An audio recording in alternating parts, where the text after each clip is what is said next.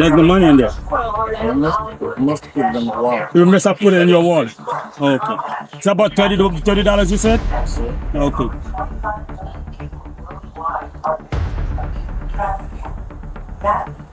So this money, the $30, that's the money you take from the other wallet, from the Gucci wallet.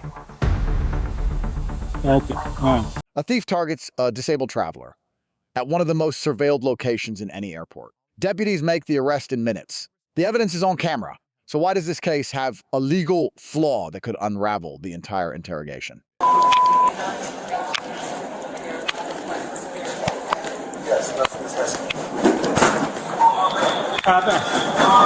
you doing, man? Good yourself? What happened? Clearly, I was going through the, I guess, TSA thing line or whatever. Line 9? Yeah, this one right here. Which one? This one? 8 or 9? 9, but I was on the left, left side. I put my bag, my wallet, and my phone. That's what I had in my hand. Okay. I put it in the bin. Of course, I had to wait for them to check me because this is a prosthetic leg. Okay. So, of course, you know, I already know the procedure, checking all that. So, by the time I came out, that's what I'm saying. I had people waiting on me. But by the time I came out, my thing, always my bag, my phone. That's it.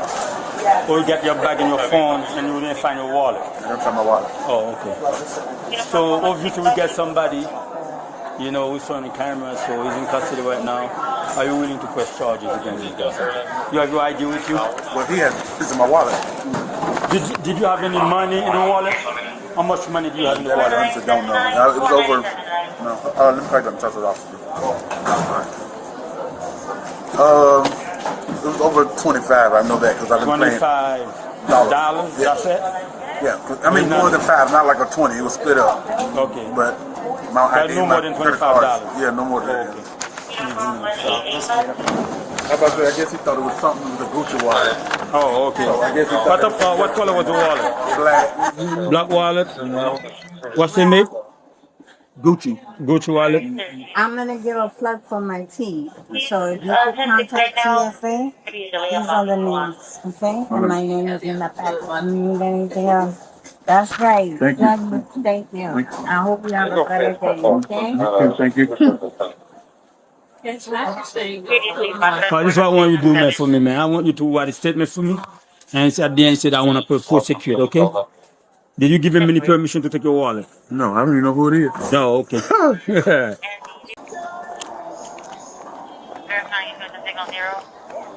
stand up, sir.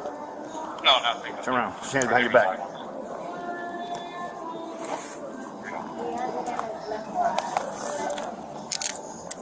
Yeah, I don't need any other. Just 1090.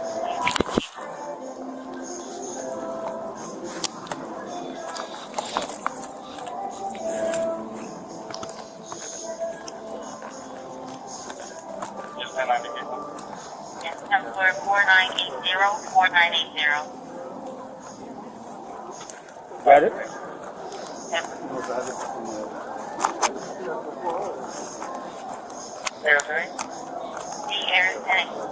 Have any idea on it? No. Did you get it on video? Yeah, he's on video. What's your name? Anthony Falls. Okay. This is so-called his wallet. That's his wallet? This one is the Social Security number cars here. Okay. 3 Foxtrot 400. We have one in Can we go somewhere in private? Let me ask you a question. Did you take the wallet in private? Huh? You're sitting there for this reason because you brought this on yourself, right? Yes, sir. Okay. Your name is Anthony Jason? Yes. Did you look at the other wallet? I have you probably go through his bag, so let's walk him out. Okay. We don't have ID. We just got a Social Security card on there. We haven't went through his stuff yet. Okay. Yeah, His name's Anthony. You have any ID in there? You have any ID in there or passport? Social Security card. That's the only thing you have? And I have should have an ID. You gotta have ID, otherwise you'll be flying. Who's Lucas Montgomery? Who's Lucas Montgomery? Something I found. Huh? Something I found. Something you found? All right, sir, listen. You know why we're here, right? Because we got cameras. So it doesn't help yourself to lie to us. Just straight up make this easy. We get done and you get in and out, okay? So I'm not gonna ask you specific questions. When the detectives arrive, they're gonna talk to you about it, okay? But let's place the wire cameras. Okay? The last one is false? Yes. All right, so let's go. Let's get him up out of here. There's all your bags here, right? Yes.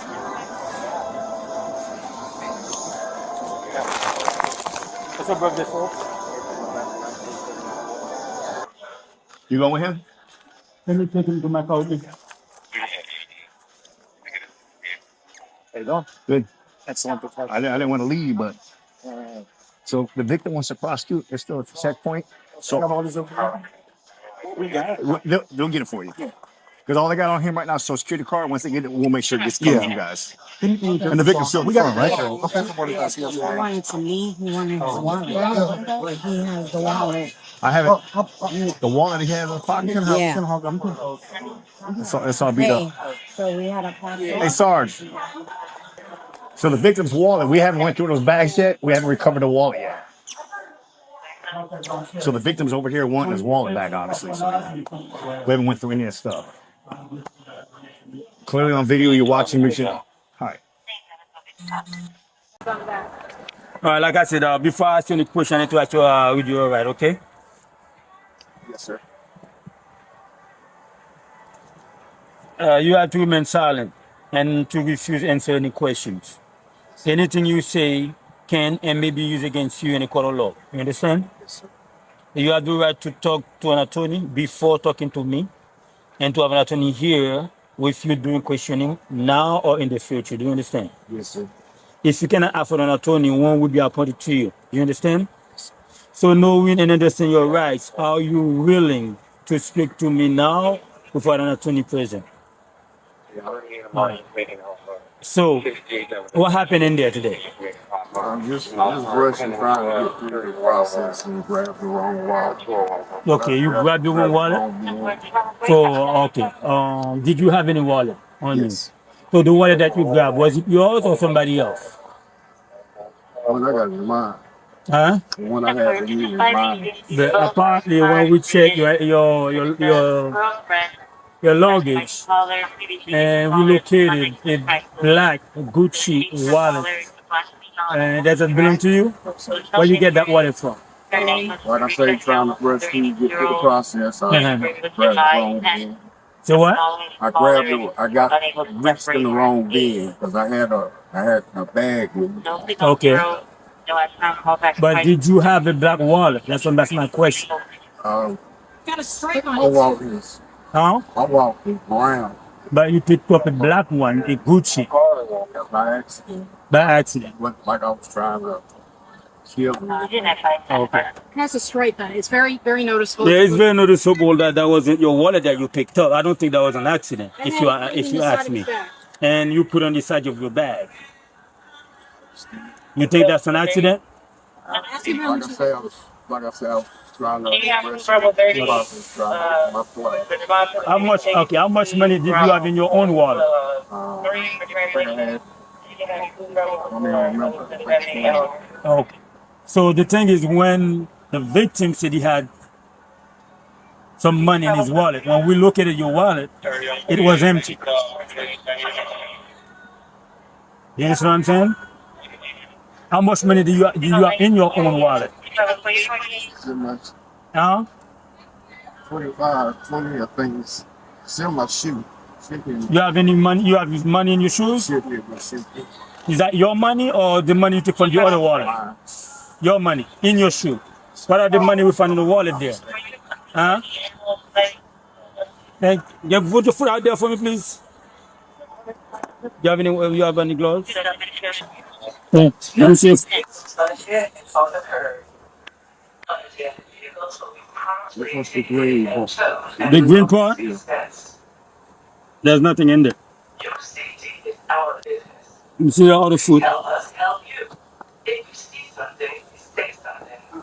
Report suspicious activity to the nearest law enforcement officer, TSA officer, or airline executive. There's the money in there. Must put it in the wall. You must have put it in your wallet. Okay. It's about $30 you said? Yes, sir. Okay.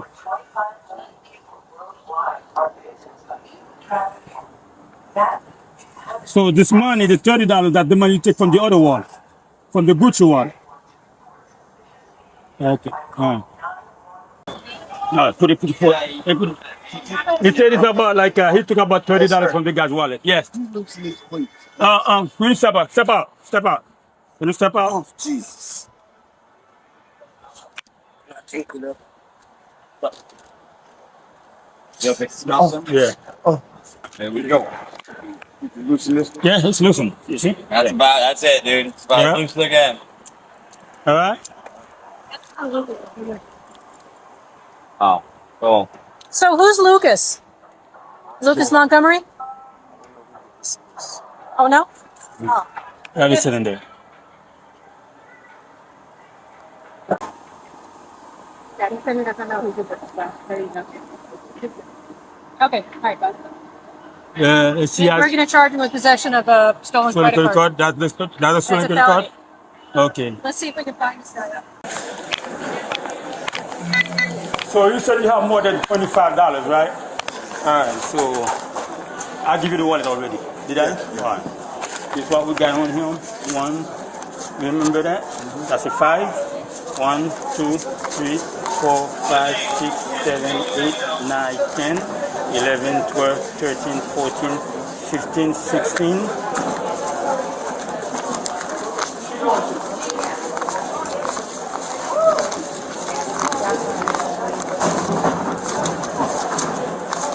That's 14,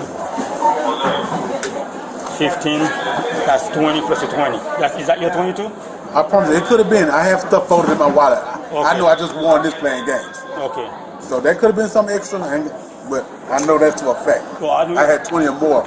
20 or more. That's less than 20. Yeah. So that's what I say. All right, so.